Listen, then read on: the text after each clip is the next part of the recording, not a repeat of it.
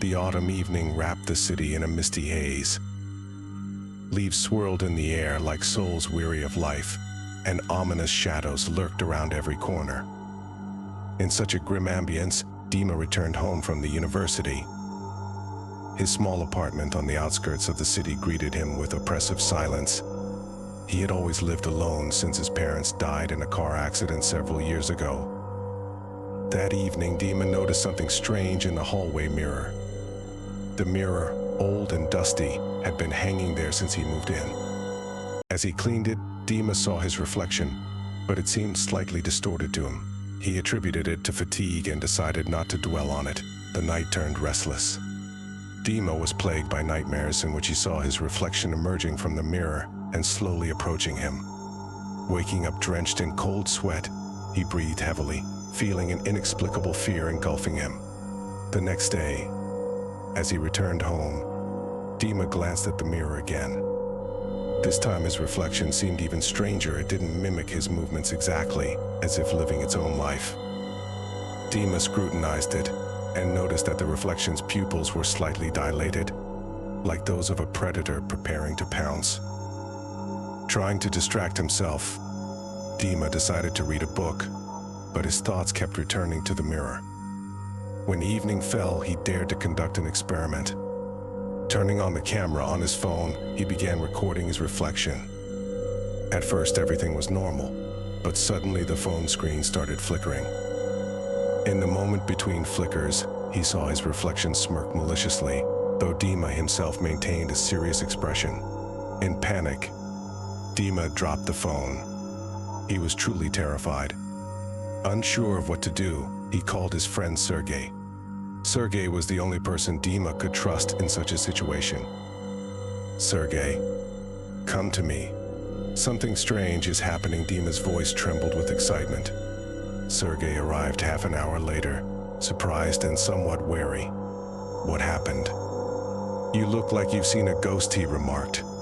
Dima recounted everything that had happened. Sergey initially doubted, but seeing his friend's state, he decided to check the mirror himself. Approaching it, he stared at his reflection for a long time, but noticed nothing unusual. "Maybe you're just tired," he suggested, trying to find a rational explanation. However, Dima wasn't sure. He didn't want to be alone that night and persuaded Sergey to stay overnight. The night passed peacefully, but the morning brought new horrors. Upon waking up, Dima discovered that Sergey was gone, and the mirror was shattered. Among the shards on the floor, he found a strange, bloody inscription, "Your turn." Panic engulfed Dima. He began calling all his acquaintances, but no one knew where Sergey might be. He didn't dare call the police, fearing they would think he was crazy. Days turned into weeks, and Dima's condition worsened.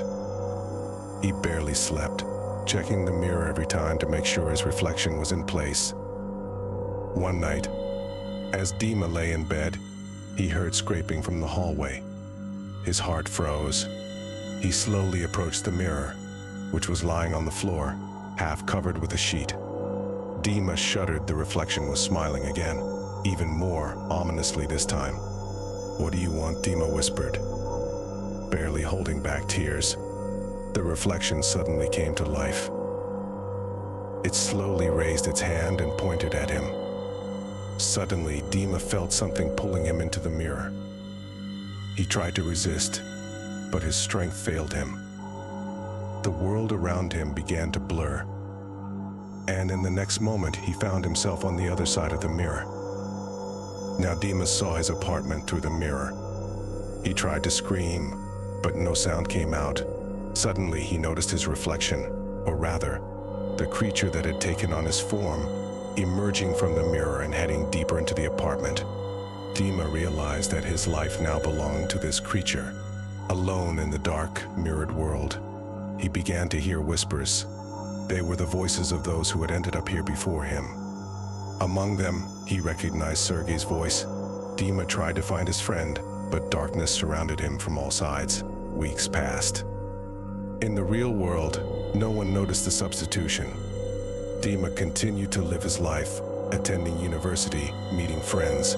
No one noticed anything different about him. only occasionally. Looking in the mirror, he smiled to himself, knowing that the true Dima would forever remain a prisoner of the mirrored world.